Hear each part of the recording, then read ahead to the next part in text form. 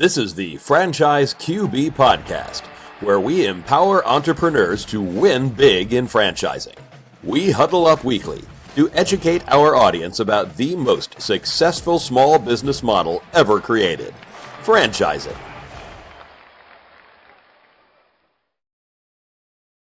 Welcome to the Franchise QB Podcast. I'm your host, Mike Halpern, a 20-year industry veteran and entrepreneur. My mission is for listeners to achieve their American dreams of creating wealth and independence through franchise ownership. Every week, we speak with franchisees, franchisors, or vendors that support the industry.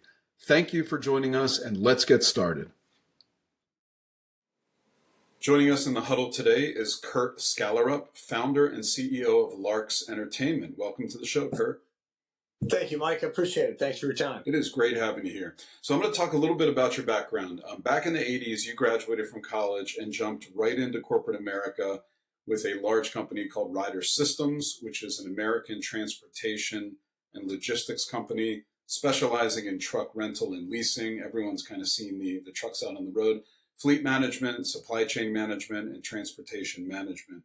After 30 years, various roles at Ryder, you founded Altitude Trampoline Park in South Lake, Texas, in the Dallas area back in 2012. Fast forward to today, 13 years later, there are 100 parks on 3 continents. Huge success story. You exited Altitude and founded Larks Entertainment, the franchise concept we're going to discuss today. So, Curt, take us back 15 years and why you decided to leave corporate America to start Altitude.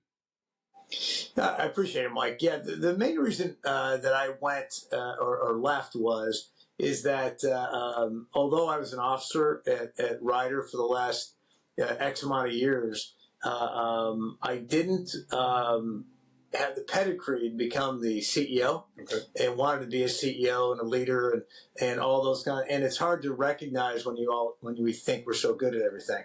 But the humble part about it is you recognize what you have and what you don't have. Ryder was an absolute fantastic learning place for me. It was a great 30 years. I mean, it literally was, not many people get to retire from there, and I had the opportunity, and I actually left there to go run another company prior to Altitude, but I ran a company for a couple of years, did that, turned them around and sold them, and then started Altitude. Yeah, I interview a lot of people. Very few have 30 years with the company. So what was the kind of moment where you said, all right, I've retired with Ryder. I'm going to go start this trampoline park? I mean, that's a pretty big leap. So what was the kind of impetus there? It was actually a big leap. It was a neighbor that came up, and his son had come up with, because I loved corporate life and all the nonsense that comes with it. It was great. And it was a great fit. I call it a marriage. And my neighbor came up and said that he had been with had gone to a trampoline park in St. Louis, and we should open one up. And we knew each other from drinking beer or having a beer every once in a while. Didn't know him real well, and certainly had no interest in it. And a year later, I said, hey, we'll look into it. A year went by, and he gave me some statistics. There was only 20 open at the time, and of course it blew up to 1,000, and finally we opened our first one up probably 2 years after the first time we had it, and then we were going to be a franchisee to somebody, mm-hmm. And the guy wasn't. I didn't feel that the guy was very interested in really growing his business, so we started our own. That's cool. Yeah, my kids are now, I have a senior in high school and I have a freshman in college, but when they were that age, like back in 2012, the trampoline parks were huge. They were just kind of forming in the DC area where I live, and just the growth has been crazy over the last, decade or so. So a question for you, Curt, Altitude, for example, costs 1.6 to 2.9 million per location. I know it varies with if you own the real estate and how big the footprint is. I know that's not an easy business to scale, and you got it to 100 units. So in your view, what is the key to scaling a franchise? What was funny is being able to show really EBITDA cash to the future franchisees.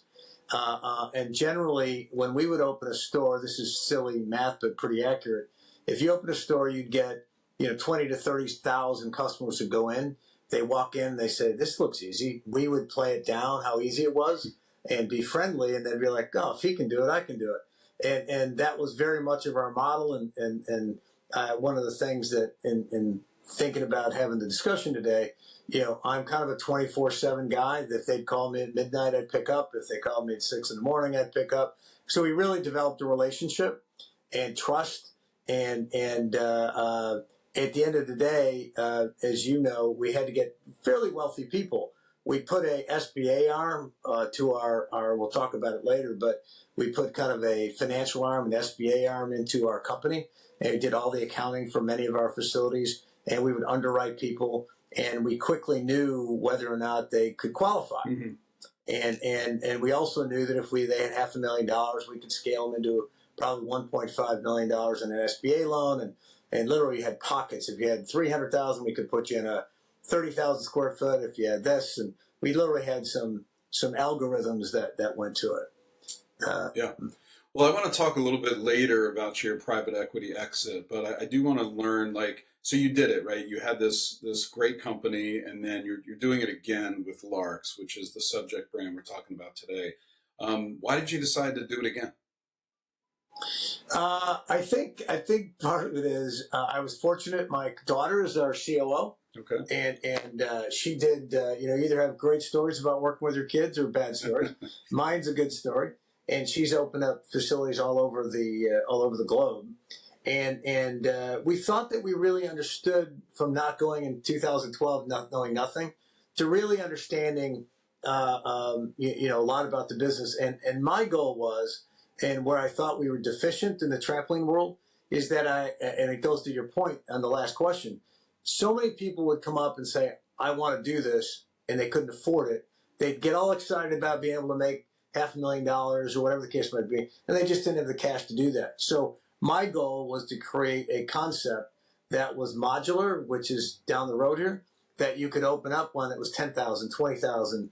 You could get one in a tertiary market. You didn't have to be in Dallas or Fort Worth. So if you had $250,000, we could open one without a kitchen. If you had $500,000, we open one. So literally, depending on your income, we could get you in a store. Oh, that's really cool. I like that idea. So, for any listeners, obviously Larks is relatively new to market. Last couple of years, you're going to get into kind of how many units you have in the footprint. For anyone that's not been there, what's the quick overview of the brand itself? The brand is basically, and it's horrible to give a plug to another brand, but I'm gonna. It's a mini Dave & Buster's. Okay. And in the one, we've got a new store opening in Pullman, Washington. It's going to have miniature golf. It's going to have shuffleboard. It's going to have something called Home Run Dugout, which is a new, very involved type of batting cage, not your old. It comes out of the floor, and it's quite new. They won the brass ring at IAPA last year.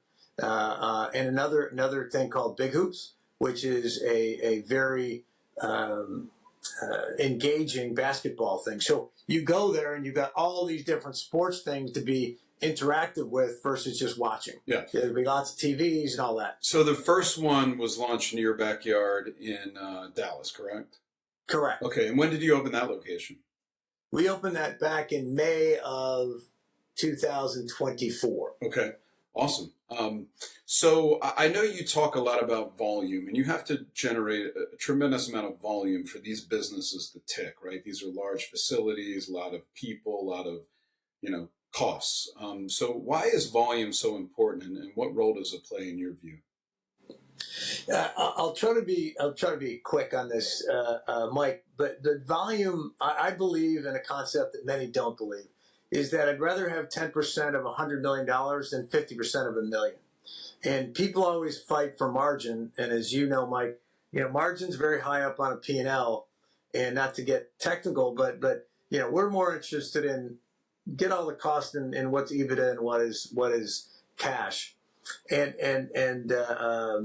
one of the things that you do with a high fixed, low variable type of business, which many franchises are, again, restaurants are harder because of COGS and all that kind of stuff. But you're exponentially driven through profit. So if I get 100,000, or if I get 100 people through there, or my first 1,000 people in the door, I'll make 20% margin, because I'm basically covering my cost at $15 per person or something like that.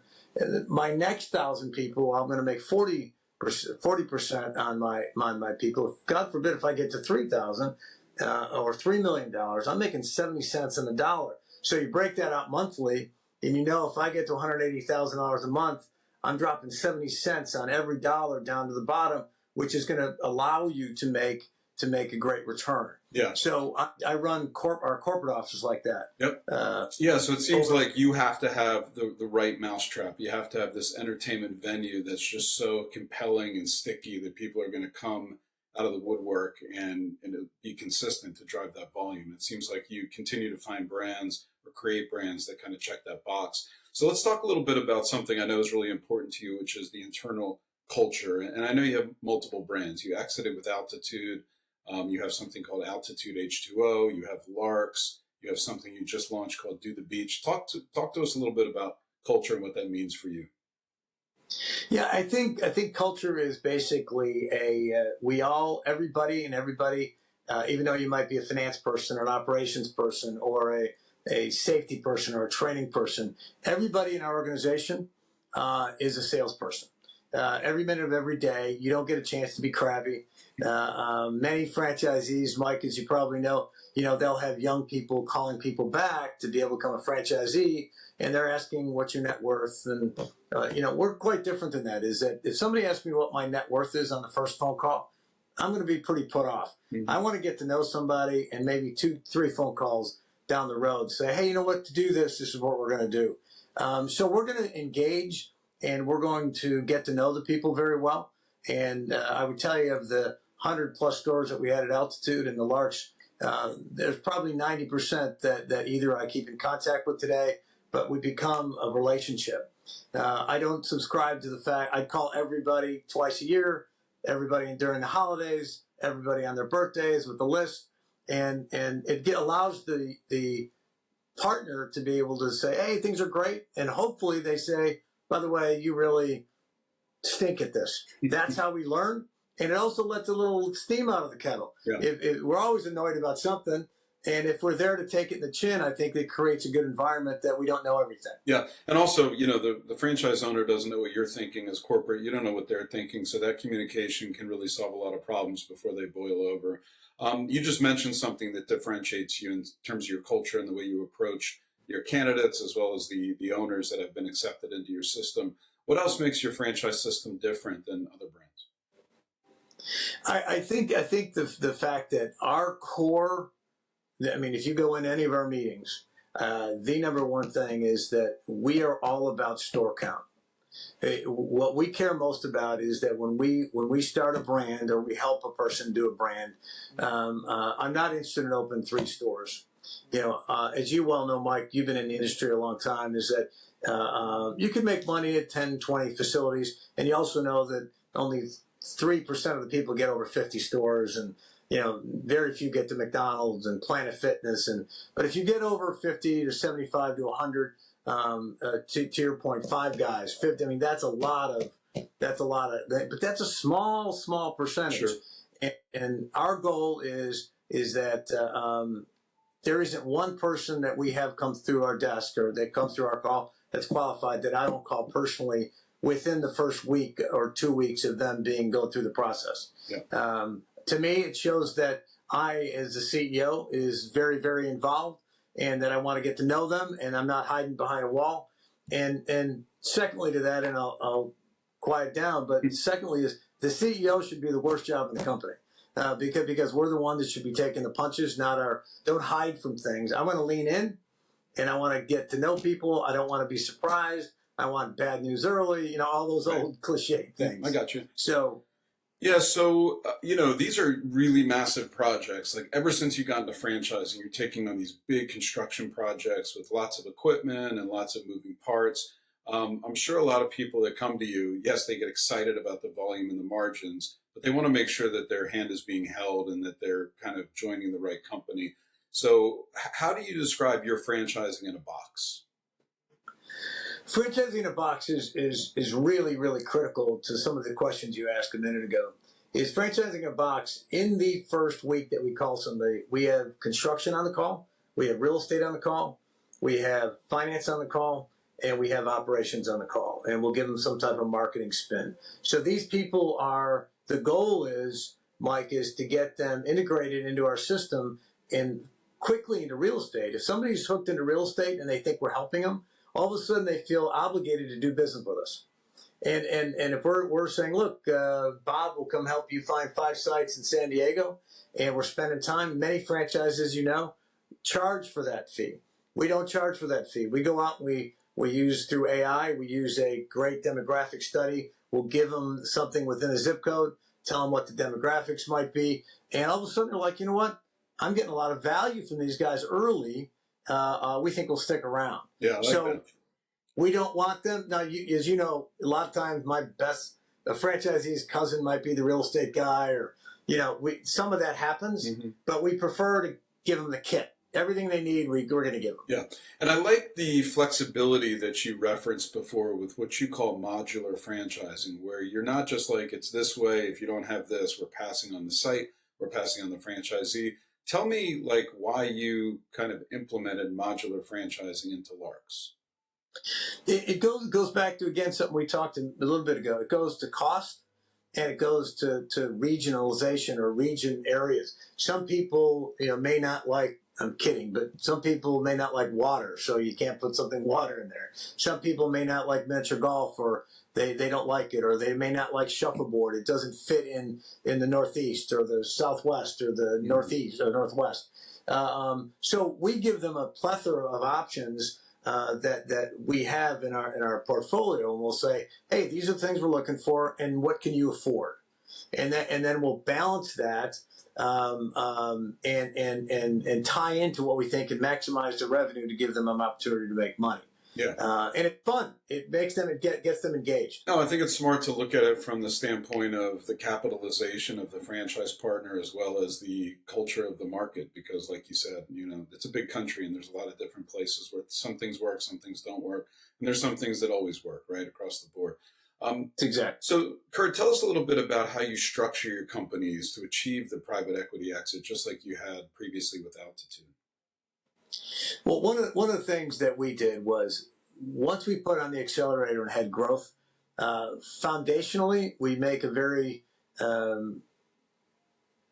we make it easy and a very simple P&L. We keep our AR to a minimum via ACH, and so I had signed franchise agreements for 118 additional facilities and towns. So we looked like we were bigger. We didn't look like we were bigger, but we had all this growth. And we had another 62 additional leads that we were working on to grow. So when they bought us, we were 100 and some units, but we could have been 300. Yeah, I got you. So there was that kind of pipeline of business that kind of made it really Correct. attractive, because not only you have all these humming away, but you have another 20, 30% that are kind of in the hopper. So tell us a little bit about the back office of your franchise system, kind of the backbone of helping franchise owners, because these are big projects and they're going to need a lot of support. What's the back office look like? Well, we break it off very simply in project management group. That would literally, we had 4 or 5 people that would help and be on weekly calls with all of our stores in opening. Like the last year in 2018, specifically with Altitude and with Larks, is we opened 38 facilities in 1 year on a very complicated basis with multiple construction, but we had all these project management group that would deal with each franchisee, and then they had people working for them. We had our operations group that had worked for Courtney, and they would have, 8 or 10 people working for them, another 15 trainers that would come out of the stores. We had our financial group that basically had not only our financial guys, but we had, I think it was 11 accountants that we did all of the accounting for a lot of our stores, which, by the way, we charged for, but it also gave the franchisee a lot of wind. We give them quarterly reports saying, hey, by the way, your overheads are too high, your payroll's too high, this looks funky. And then they'd explain it to us. They'd say, this is why. But it enabled to try to help the franchisee succeed. It really helped. We did K1s, we did all the rest of that. And through all those things, we would actually make more money as a installment. So if we were a $3 million store, 7%, we'd make $150,000. If you added services on, we might make $210,000 per store, which is a high intake per store every opening. Yeah. And obviously the units can support it, which is why it made sense. So what do you focus on now, Curt, as the CEO? I mean, Larks is, tell us a little bit about the footprint. How many are open? How many are coming soon? And what's your vision look like for the brand? We have 3 stores open finally. The one in Dallas, we have the one in Cleveland, and we have one in Kansas City. Okay.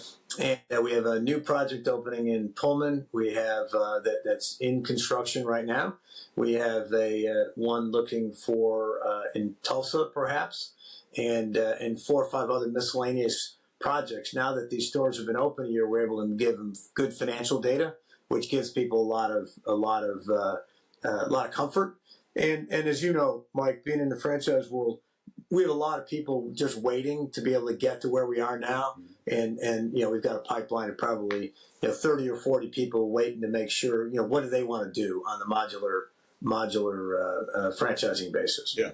No, it seems exciting. It's like people want to see that item 19 proof of concept, then they want to talk to the owners and see these are all heavy hitters that are putting a lot of capital and kind of force behind it, and then all of a sudden it gets exponential. I know you saw that with the Altitude concept. So, and Mike, one, not to interrupt you, but one more thing was the Do the Beach. We opened one up in Northport on Saturday, and literally had 3,000 customers through the door. Much easier concept, not a big kitchen, but again, all kid flow through. Yeah, I saw a picture of that. It looks amazing. It's how many square feet is that? I mean, it looks like about 22,000. Gotcha. But I guess you're used to those big footprints. Yeah. Also, Curt, you have authored a book that's going to be published soon. Can you tell us anything about the book, or is it all top secret? No, God, no. Yeah, we're pretty open kimono. The book is complete, and it's basically one of the. It may have a more aggressive name by the time it leaves the publisher, but it's basically called Volume: The Pathway to Profit, and everything that I do has a lot of volume to it. I just believe I'd rather get it back more than not, even down to the sales process. But real quickly, the book is about that business is much easier than we think it is. It's more math than it is calculus, and everybody wants to make it. We've all sat on boards and been with big companies, and we all want to make ourselves look more important. At the end of the day, business is about math. It's much easier, and it's a lot more fun if you're doing your thing. And we just want to create this culture. And I've just been part of too many organizations that I call it the suit and tie. I was a suit and tie guy for 30 years and loved it. But business doesn't have to be done with screaming at each other. Yeah. And it can be much more down and much more down to the street. So I think it'll be a good book, and hopefully it'll be out in the next 3 or 4 months. Well, congratulations on almost getting the book published. I will pick up a copy once it's published, and I'll post the link to Amazon. Curt, this has been great. Anything else you want to add to the mix before we wrap up today? No, Mike, really appreciate. It's nice talking to people that have a lot of franchise experience. I've done quite a few of these that might be more food and all that kind of thing. So it's great to talk to somebody that's got very more specific questions. So I appreciate you reaching out and appreciate me having me on. Yeah, thanks for the compliment. And if anyone listening would like to connect with Curt and his team to learn more about becoming a Larks franchise owner, contact me at franchiseqb.com or on X at QBFranchiseQB. I'll get you connected. Thank you so much, Curt, for taking your time to get in the huddle with us today. Thanks, Mike. Appreciate your time. You got it. Thank you for listening to the Franchise QB podcast, where you're at the helm of your future as a franchise owner. If you enjoyed the content, please rate the show and recommend it to anyone that might be interested in franchising. Make sure to visit franchiseqb.com to subscribe to my newsletter and for an actionable playbook to go from walk-on to legend in your new business. Follow us on Twitter at QBFranchiseQB and join us every week for a new episode. See you next time. Visit franchiseqb.com to take the next step of your journey towards wealth, independence, and franchise ownership. And remember, when working for the man gets old, you must do something bold. Thank you for listening.